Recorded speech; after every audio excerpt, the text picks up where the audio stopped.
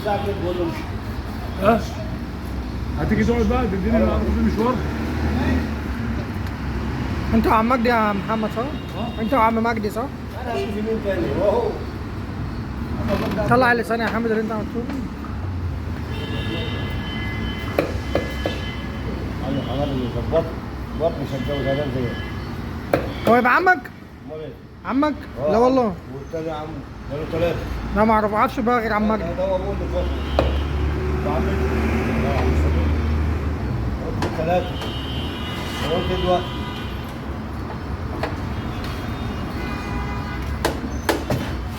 ازيك يا عم رضا؟ عامل ايه؟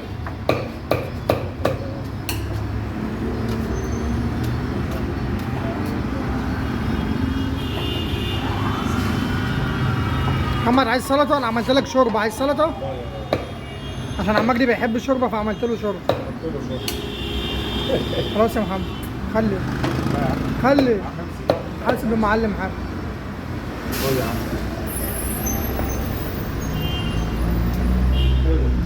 200 عايز كام؟ 200 يا محمد. ايه؟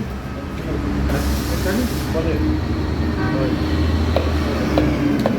حاجة تاني؟ اه 50 حاجه انت واقف كده ما تعملش حاجة ها؟ انت حبيبي طب ما هو زي المرة اللي فاتت لو قلت انت ايه عشان ادفع 50 زيادة.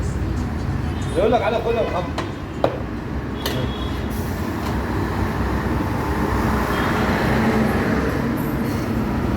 حاجه تانية يا محمد انت عايز حاجة تاني؟ اه انت كده ظبطتني؟ انت كده مظبطني؟ انت لا كده تجيب اي حاجه انت كده مظبطني؟ ظبطك حبيبي على الخط ولا مظبطني ولا ليه؟ يلا ماشي. لا مظبط اللي انت عايزه خد. اه والله خلاص بقى يا عم بعدين.